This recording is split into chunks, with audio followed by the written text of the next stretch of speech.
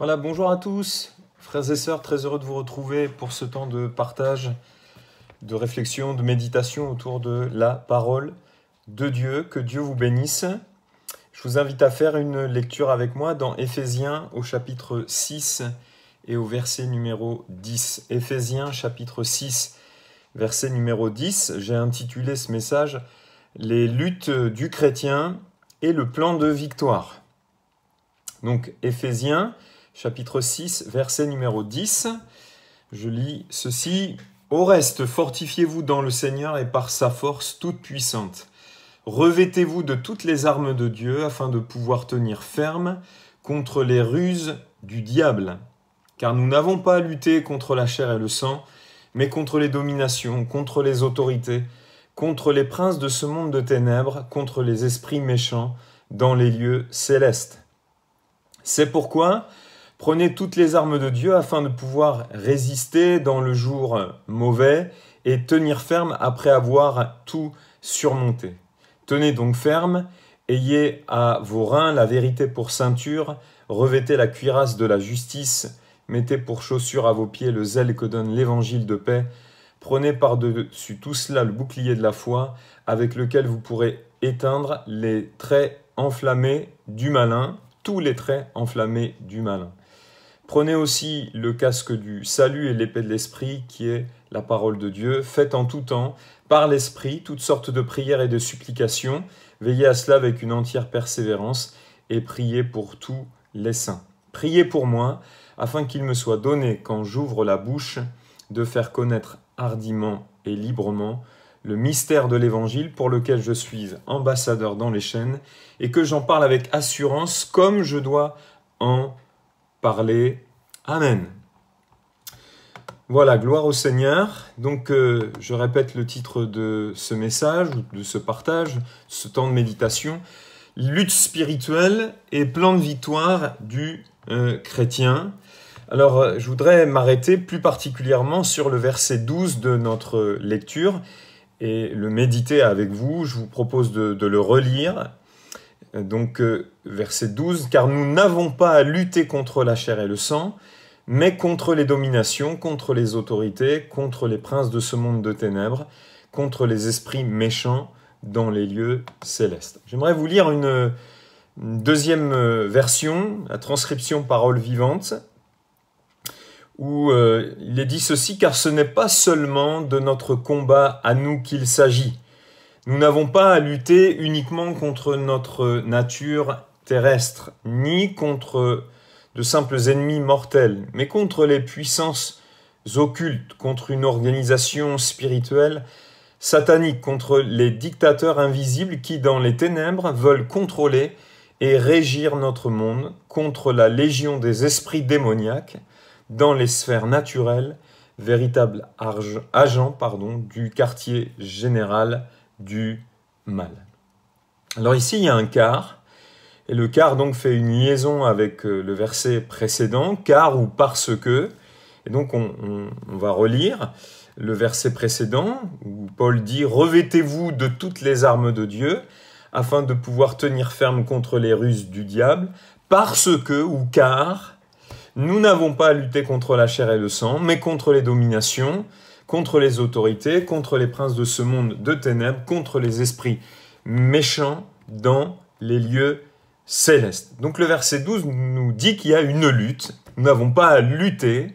Il y a une lutte, il y a un combat. Vous savez que dans la lutte, eh bien, il y a une opposition de deux parties, de deux hommes dans le sport qu'est la lutte. Et l'objectif, c'est de mettre un des deux par terre et de triompher de l'autre. Et donc, il y a une lutte, un combat. Et l'enjeu de cette lutte et de ce combat, c'est de pouvoir, eh bien, le texte nous dit tenir ferme contre les ruses du diable. L'ennemi, ici, ou la lutte, eh bien, que nous sommes appelés à mener contre un ennemi, un adversaire, est clairement identifié. Le diable. Le diable qui, eh bien, signifie aussi celui qui divise ou qui désunit, ou qui peut signifier aussi trompeur, accusateur. Voilà. Alors, Le diable, qui est appelé aussi Satan, le menteur, le tentateur, le prince de ce monde, l'adversaire, le malin, c'est donc un combat qui est réel, une lutte qui est réelle. Et cet ennemi, eh bien, Jésus dira qu'il a une certaine puissance. Puisque Jésus dira, je vous ai donné le pouvoir de marcher sur les scorpions et sur les serpents, et sur toute la puissance de l'ennemi, et rien ne pourra, eh bien, vous nuire, vous faire du mal. Voilà ce que ça signifie, rien ne pourra vous nuire. Alors, la première remarque que je ferai, c'est qu'il ne faut pas se tromper, eh bien, d'ennemis ou de lutte ou de combat. Je voudrais vous donner quelques exemples. Dans Galates chapitre 4, verset 16, Paul dira, eh bien, au sujet d'un enseignement, de paroles qu'il leur a donné, « Suis-je devenu votre ennemi en vous disant la vérité ?» Alors déjà, on pourrait dire, ou certains pourraient penser que l'apôtre Paul est prétentieux en parlant de cette manière-là. Il est convaincu que, eh bien, il leur a dit la vérité concernant quelque chose de particulier, au sujet de ces croyants à qui il s'adressait, on va y venir. Donc le véritable ennemi ici, ce n'était pas l'apôtre Paul. Pour les Galates, le véritable ennemi, c'était une fausse doctrine ou un faux enseignement qui venait des judaïsants, qui prônait eh bien, le salut par la foi, premièrement en Jésus-Christ, mais aussi par la pratique eh bien, des œuvres de la loi pour être justifié, pour être accepté eh bien, de la part de Dieu, pour être acquitté aux yeux de Dieu. Or, nous savons que c'est seulement la foi en Jésus-Christ qui peut eh bien, nous justifier et non pas l'observation des œuvres de la loi. Le véritable ennemi, deuxièmement, de Saul, non pas de Saul, mais de Saül, c'était pas David. On a un autre exemple ici. On a un moment donné, on voit que Saül va faire de David son ennemi, mais le véritable ennemi, quelque part, de Saül, eh bien, ce n'était pas David, c'était, je crois, lui-même, les choses avec lesquelles il luttait intérieurement. Et on va le voir quand, par exemple, les femmes diront qu'on a attribué à David ses 10 000 et à Saül ses 1000. Donc il va être pris de jalousie et il va plus regarder David de la même manière. Il avait des combats et des luttes intérieures. Son véritable ennemi à Saül, c'était lui-même. Et aussi, on peut ajouter eh bien, les Philistins. Un autre exemple, donc encore une fois, pour ne pas se tromper de lutte et de combat. Le véritable ennemi du roi Joas, dont on lit l'histoire ou une partie de son histoire dans 2 Chroniques 24, 20, il est dit ceci, 2 Chroniques 24, 20, « Zacharie, fils du sacrificateur Jéhojada, fut revêtu de l'Esprit de Dieu. Il se présenta devant le peuple et lui dit, « Ainsi parle Dieu, pourquoi transgressez-vous les commandements de l'Éternel? Vous ne prospérerez point, car vous avez abandonné l'Éternel et il vous abandonnera. » 2 Chroniques 24, 21, « Et ils conspirèrent contre lui, et le lapidèrent par ordre du roi dans le parvis de la maison de l'Éternel. » Et on voit que Jésus eh bien, reprendra cet événement dans les évangiles, dans l'évangile de Luc, je crois, où il fera mention du prophète Zacharie qui avait été tué entre eh bien, l'autel et le temple. Eh bien, des fois, des personnes vous donneront eh bien, des paroles venant de Dieu, comme Zacharie ici, le prophète, qui ne correspondront peut-être pas à ce que vous souhaiteriez ou voudriez entendre. Eh bien, n'en faites pas votre ennemi si ces paroles viennent vraiment de Dieu, parce que vous pourriez en subir les conséquences, comme Joas, qui par la suite eh bien, sera soumis au jugement eh bien, de Dieu.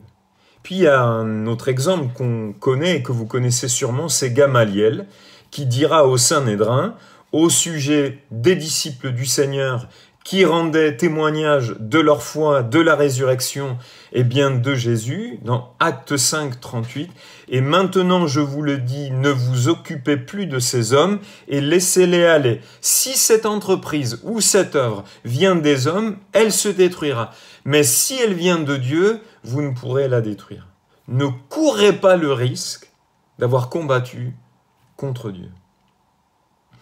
Et ces gens, eh bien, le Sanhédrin, ils se réclamaient de l'Éternel, du Dieu d'Israël.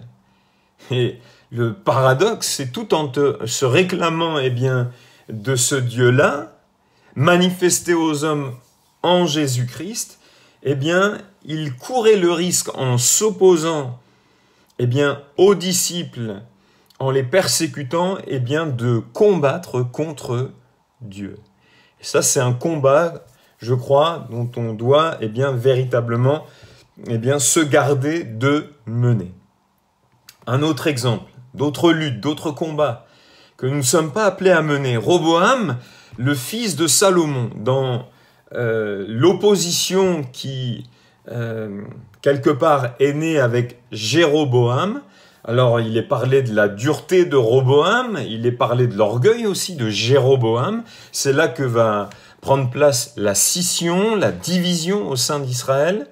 Eh bien, 1 Roi 12, 24, Dieu parle et Dieu dit « Ne montez pas » et il s'adresse à Roboam « et ne faites pas la guerre à vos frères, les enfants d'Israël. Que chacun de vous retourne dans sa maison, car c'est de par moi que cette chose est arrivée. » Ils obéirent à la parole de l'Éternel et s'en retournèrent selon la parole de l'Éternel. Donc leurs frères, eh bien, c'était pas leur ennemi, ils ne devaient pas faire la guerre à leurs frères, dira le Seigneur. Et on peut faire un parallèle avec d'autres situations, comprendre que, eh bien, ton ennemi, c'est pas ton frère dans la foi, ton ennemi, c'est pas ton épouse, c'est pas ton fils, c'est pas ta fille, c'est pas ton prochain, mais le véritable ennemi, c'est ce qui se cache derrière les comportements qui peuvent, eh bien, quelquefois, nous détourner du véritable ennemi. Le véritable ennemi ou les véritables ennemis, c'est l'ignorance, quelquefois, qui est là dans la vie des gens. C'est l'incrédulité, c'est l'aveuglement spirituel, les puissances de séduction, c'est les convoitises, c'est l'orgueil, le véritable ou les véritables ennemis. Eh bien, c'est ça, et c'est pas les personnes, c'est pas ton mari, c'est pas ta femme, même si, eh bien, peut-être il a des attitudes, des paroles, des comportements qui t'agressent, qui te rendent malheureux. Eh bien, on pourrait se tromper de combat quelquefois. Le véritable ennemi, c'est ce qui se cache derrière. C'est l'ennemi de ces gens-là. C'est celui qui veut les utiliser. C'est celui qui tente. C'est l'incrédulité, l'ignorance. La Bible parle du Dieu de ce siècle qui a aveuglé l'intelligence des gens. C'est l'aveuglement spirituel. C'est les puissances de séduction, l'orgueil, la convoitise de la chair, etc., etc.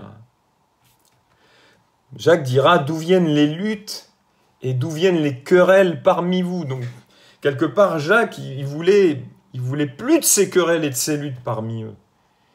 N'est-ce pas de vos passions qui combattent dans vos membres? Les passions, c'est ça, la véritable lutte et le véritable ennemi. Et il ajoute, verset 2, Jacques 4, 2, vous convoitez, vous ne possédez pas, vous êtes meurtriers et envieux et vous ne pouvez pas obtenir, vous avez des querelles et des luttes. Et vous ne possédez pas parce que vous ne demandez pas. Donc, faut vraiment pas se tromper d'ennemis. Ne pas mener des luttes que Dieu ne nous appelle pas à mener, mais au contraire, mener les bonnes luttes et les bons combats. Paul parle du bon combat qu'il a mené. Et Dieu est capable de nous donner pour cela de la sagesse et du discernement. L'ennemi véritable, je le disais tout à l'heure, il est identifié, c'est le diable, le malin, le Satan, le tentateur, le menteur, l'accusateur, le prince de ce monde, l'adversaire, celui qui divise, celui qui désunit, c'est l'oppresseur, voilà. C'est tout, au travers de tous ces noms, pardon, on trouve toute l'activité du diable. Et encore une fois, dans chacun de ces noms, eh bien, on a les différentes formes de lutte que nous avons à mener. Nous luttons contre la tentation qui trouve un accès quelque part dans les convoitises qui sont les nôtres. Nous luttons pour ne pas succomber à la tentation et enfanter le péché. Nous luttons par conséquent contre le péché. Car le but recherché par le diable, l'ennemi de notre âme, le malin, le rusé, l'accusateur, etc., etc., c'est lui le véritable ennemi. C'est là la véritable lutte. Eh bien, le but recherché de la tentation, dont le diable est à l'origine, eh bien, c'est de nous conduire, de nous amener à pécher. Hébreux 12.4 parle de cette forme de lutte. Hébreux 12.4, vous n'avez pas encore résisté jusqu'au sang. En luttant, on retrouve ce terme lutter contre le péché. Dans la transcription Parole vivante, il est dit, après tout, vous n'avez pas encore dû verser votre sang pour avoir lutté contre le péché. Et le péché ici, c'était de se détourner de la foi en Christ. Mais à cause de leur foi en Christ, ils n'en étaient pas encore venus jusqu'à mourir. Mais on lutte contre le péché. Romains 7, 23, toujours cette lutte contre le péché, Paul parle de cette manière, mais je vois dans mes membres une autre loi, et cette loi, c'est la loi de péché et de mort, qui lutte contre la loi de mon entendement, et qui me rend captif de la loi du péché qui est dans mes membres. La loi du péché, nous luttons. Voilà, nous luttons aussi contre d'autres choses. Nous luttons contre les fausses doctrines, les mensonges du diable qu'il cherche à diffuser. Mensonges par des faux enseignements, des fausses doctrines, mensonges aussi sur Dieu, mensonges sur nous-mêmes, et quelque part nous luttons contre le menteur, contre le mensonge, contre les mensonges qu'il cherche à diffuser. C'est une lutte. Nous luttons pour la vérité. De Timothée 3,8 dit, de même que Janès et Jambres s'opposèrent à Moïse, de même ces hommes s'opposent à la vérité, étant corrompus. Donc il y a une opposition entre le mensonge et la vérité. Et donc il ajoute, Janès et Jambres s'opposèrent à Moïse, de même ces hommes s'opposent à la vérité, étant corrompus d'entendement, réprouvés en ce qui concerne la foi. Et on a un verset bien connu, dans Jude, verset 3, « Mais bien, chers amis, c'est la transcription Parole vivante, j'ai depuis quelque temps un grand désir de vous écrire au sujet du salut qui nous est commun, à vous et à moi. » Donc ça, c'était le projet originel. Je me sens de vous écrire au sujet du salut qui vous est commun à vous et à moi, mais je me sens pressé avant tout de vous encourager à lutter pour la foi qui a été confiée une fois pour toutes au peuple de Dieu. Donc, à lutter pour la foi, pour le contenu de la foi. C'est-à-dire à lutter pour ce que nous sommes appelés à croire et ne pas s'en détourner. Et donc, il y a toujours une lutte. Lutter pour la foi, pour le contenu de la foi ici.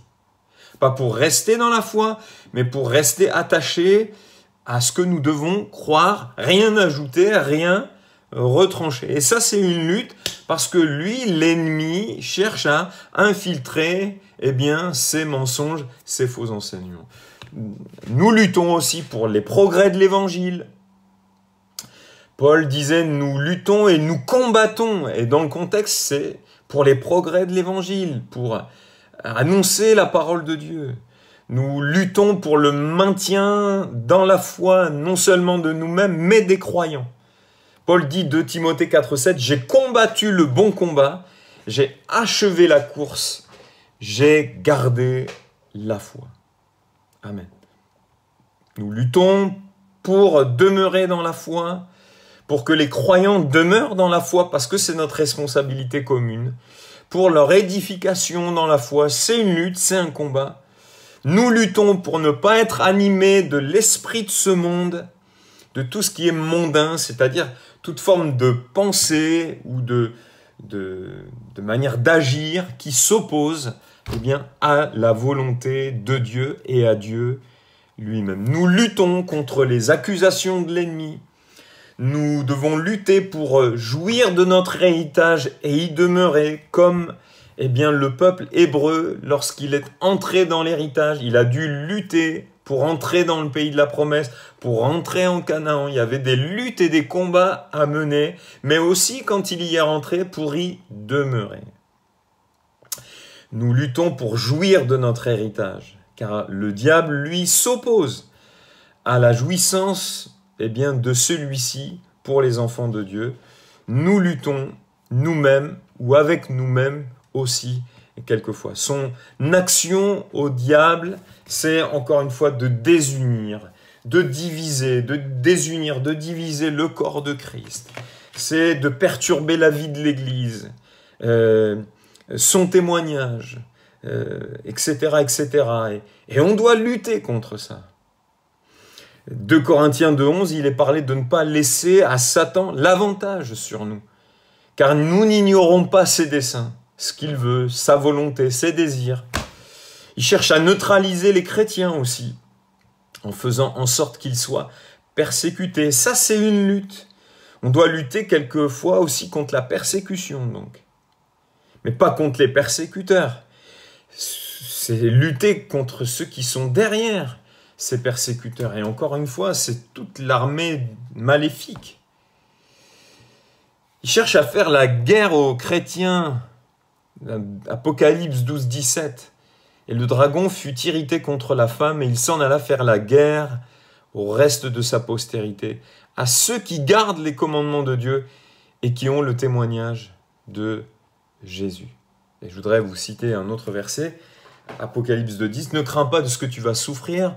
Voici, le diable jettera quelques-uns de vous en prison. Donc ça, c'est son activité. Donc jeter en prison, de les neutraliser, de les persécuter, afin que vous soyez éprouvés. Alors, il y a une lutte, il y a plusieurs formes de lutte qu'on doit mener. Nous n'avons pas à lutter, retenez bien ce verbe, lutter contre la chair et le sang.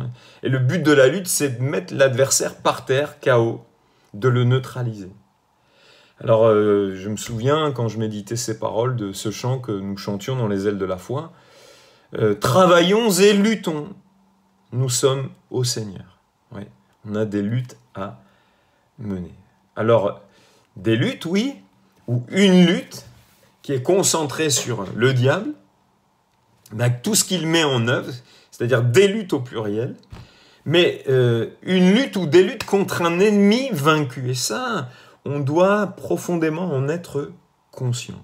Il suffit juste d'aller dans la parole de Dieu, voir ce qu'elle dit. Notre foi s'appuie sur ce que Dieu dit dans sa parole et ce que Dieu nous dit à nous personnellement quand il a besoin de nous parler. Dans Colossiens 2,15, il a dépouillé les dominations et les autorités et il les a livrées publiquement en spectacle. C'est des termes forts. En triomphant d'elle par la croix. La parole vivante dit, il a démasqué, puis désarmé toute autorité, tout pouvoir de l'enfer, il a exposé leur faiblesse devant l'univers, il les a traînés derrière son char triomphal après sa victoire à la croix. Donc on a une lutte ou des luttes, une lutte contre un ennemi qui se manifeste par diverses luttes, mais eh bien, Jésus a déjà triomphé. Amen. Il a vaincu cet adversaire contre lequel nous luttons, sur lequel, finalement, nous avons un avantage parce que nous sommes associés à la victoire que Christ a remportée sur la croix et par la croix. Rappelez-vous que l'arme avec laquelle eh bien, Goliath pensait triompher de David, c'est avec cette arme-là que David a triomphé, il lui a tranché la tête. Ça a été le coup fatale.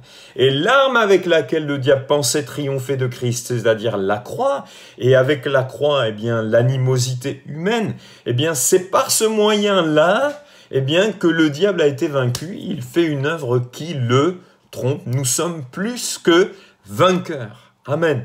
Et vainqueurs même sur l'adversaire. Rappelez-vous, ce verset que je citais en introduction, je vous ai donné le pouvoir de marcher sur toute la puissance de l'ennemi et rien ne pourra vous nuire. Alors, rappelez-vous, encore une fois, nous sommes associés à un ennemi qui est vaincu. Nous sommes associés plutôt à Christ qui a vaincu, eh bien, l'adversaire, le diable, le tentateur. Dans toute son activité, il est vaincu. Le Fils de Dieu, 1 Jean 3,8, a paru afin de détruire les œuvres du diable. Et nous devons entrer par la foi, et ça c'est un des points du plan de victoire, entrer par la foi dans la victoire de Christ. Assieds-toi à ma droite, jusqu'à ce que je fasse de tes ennemis ton marchepied. Donc, vaincu, mais ça ne signifie pas qu'il n'est plus actif. Vaincu, mais toujours actif. Et chacun de ces noms rappelle eh bien, son action. Je ne vais pas rappeler tout ce que j'ai dit tout à l'heure. Alors, c'est quoi le plan de victoire? Et c'est très simple et très bref. C'est premièrement naître de nouveau. Si on veut entrer dans une réelle victoire sur la... Il faut naître de nouveau. 1 Jean 5,4. Parce que tout ce qui est né de Dieu triomphe du monde. Et la victoire qui triomphe du monde, c'est notre foi. Donc, naître de Dieu, exercer notre foi. Et notre foi, c'est encore une fois d'entrer dans la victoire de Christ. Qu'est-ce qu'il dira David devant Goliath, qui est un type de l'ennemi? La victoire appartient à l'Éternel. C'était quelque part une déclaration prophétique. C'est que la victoire viendrait de l'Éternel. Et elle est venue de l'Éternel dans la personne de Jésus et au moyen de la croix. Le plan de victoire, c'est de ne pas lui donner un accès. Déjà, en nourrissant dans le contexte, puisque la Bible dit dans Éphésiens, ne donnez pas un accès au diable. Et ici, lui donner un accès, c'était nourrir la colère, nourrir le ressentiment, nourrir l'amertume. Autre point, pour en triompher, la Bible parle de lui résister à plusieurs endroits. On l'a lu dans Éphésiens 6, du verset 10 à 20. Paul demande de résister dans les jours difficiles. C'est le verset 13. Et les différents éléments mentionnés dans ce passage, eh bien, invitent à faire confiance à Dieu, à s'appuyer sur le message de l'Évangile et à ses effets dans la vie du croyant pour lui résister.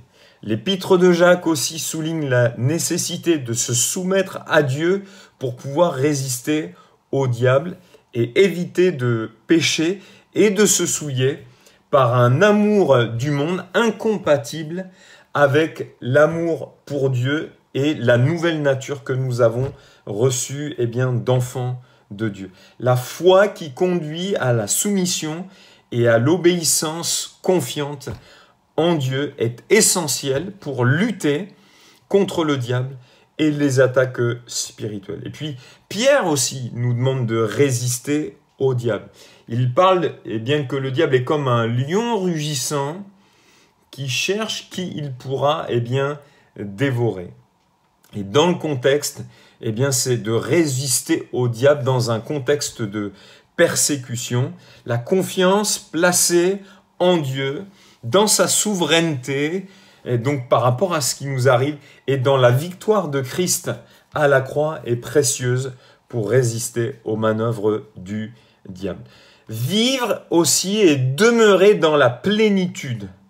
La Bible dit dans Luc 4,1, Jésus rempli du Saint-Esprit, et non pas plétho, c'est-à-dire à un moment donné, mais vivant dans la plénitude, demeurant constamment rempli, fut conduit au désert pour être tenté. Et vous savez que devant toutes les tentations, il a été victorieux. Et ça, c'est un point fondamental.